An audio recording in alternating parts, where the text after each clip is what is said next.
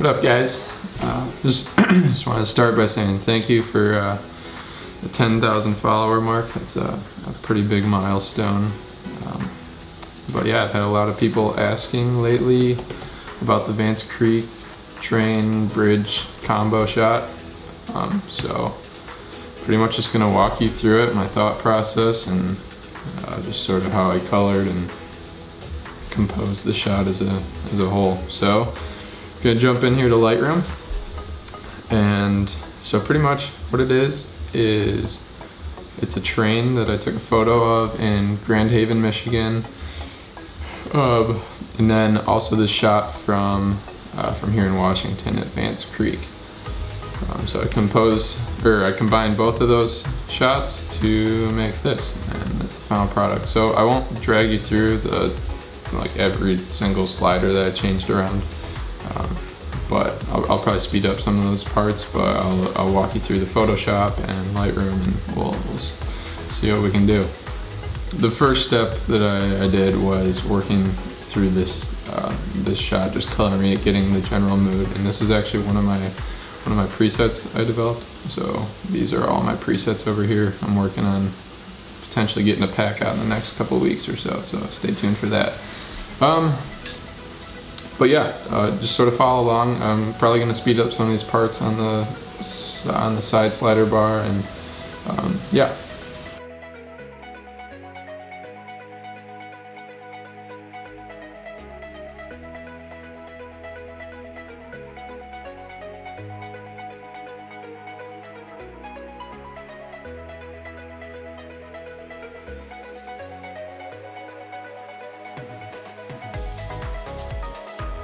Cool. All right, so that's pretty much the how I'd set the mood and everything for that shot. Here, we're gonna crop it for Instagram size. So go something like that, and that looks pretty good to me. So we will now move on to the train shot. Which pretty much on this, I just tried to match the colors from this photo, because we're going to be cutting out all the background. So I'll sort of walk you through the color, and then I'll show you how I turned on the light in the front of the train.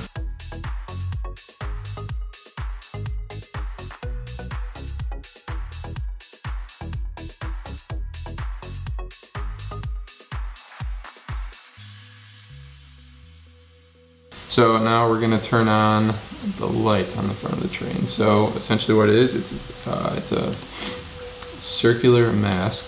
We'll just drop that right over there in the front of the train. Make sure that so right now it's the mask is covering everything on the outside of this circle. So what we want to do is we want to go to the mask and click invert, so it's only affecting things on the inside. I'll reset that mask. But all I did was I cranked exposure pretty high in it, so you can see the light starting to come on, but it has like a really white fluorescent look to it. So I just slammed it all the way to yellow, and then when you pull the tint slider closer to pink, it sort of gets rid of that like greenish feel that I have going, or like greenish tealish feel. You can pretty much just mess around with it a little bit. We can zoom in here.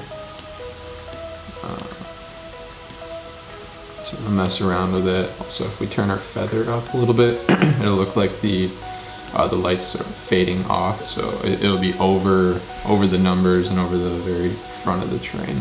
See the before and after. I may want to drop the blues in there a little bit more too.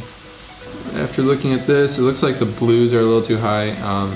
So going into the HSL hue, saturation, luminance sliders, if you click on this little circle, it sort of selects all the colors that are close to the range that you're like sliding over. Just click and drag down or drag up depending on if you want to like saturate it or unsaturated. So I'm probably going to drop it a little bit more. Now that I have the colors and everything generally where I want them, we're going to bring this over into Photoshop. So we'll start. Click on this guy, go to Photo, Edit in, and then Edit in Adobe Photoshop, and then Edit with Lightroom adjustments. We're in. So that's the first shot, and then we go I don't know if this is the easiest way, but this is the way that I've been doing it. So we'll go back to the train photo in Lightroom, photo, edit in Photoshop with Lightroom adjustments. Okay, so now we're gonna bring the train shot into the Vance creep shot. So if you go to your move tool and then click anywhere outside of the picture while you're on the, or while I was on the train shot, you click and drag and you drag it over this shot and then you just drop and then boom, there we go. Now comes the tedious part where we're gonna be cutting away all the background. I'm probably just gonna do a quick job to give you guys an idea of how I did and everything, but yeah, for your own shots, I mean, the more time you spend on it, the better it looks and more realistic your combo photos look. For cutting away the background, I use the magnetic lasso tool here on the left. So you right click, magnetic lasso, and then make sure you're under the train layer, because if you start cutting on the background while it's locked, nothing will happen. You just sort of start going. I'm gonna do a really quick job for you. Sort of working along all the background, and then just go back to the beginning, hit delete. I also like to add a 3 pixel feather. You can see it up there, and that just sort of softens your edges a little bit and makes it so that it doesn't look as hard, and it just makes the photo flow better and look like it's actually more realistic. So I'm gonna, we're just gonna speed through this here.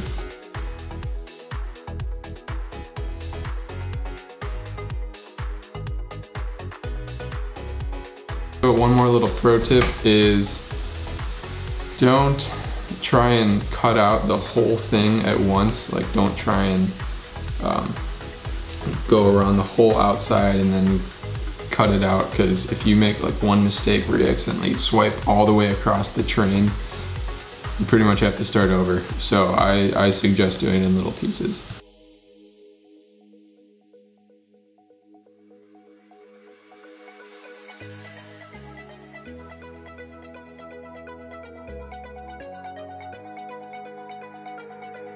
Once you have the general rough outline all set up,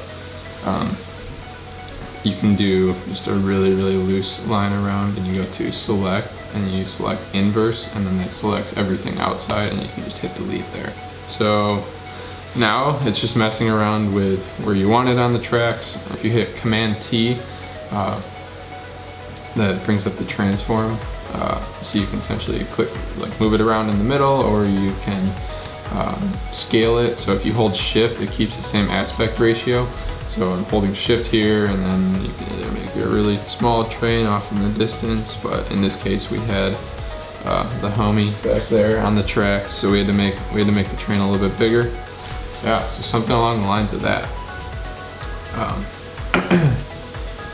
So that's a really rough cutout, but that's the gist of how I put those two photos together. And if we go to File, Save, you can see it's saving over there, and we should just be able to go back over to Lightroom. But now you can just do a little more like tweaking around of what I did, contrast maybe, and then I also think I brushed in.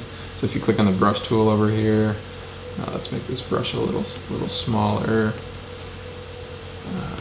So zoom in on the front, and I mean realistically there would be shadows underneath this train, so if we just sort of color in a little bit, lines of that, just right around the base, drop the exposure, so you don't want that blue, and then maybe bring the blacks down a little bit. Sort of makes it feel a little more realistic. So that is the gist of how I made that Vance Creek train shot. So yeah, thanks again guys for the 10,000 followers. Hope that tutorial wasn't too long, and stay tuned. The next video I'm putting out is a how to remove people from your photos. Yeah, thanks guys.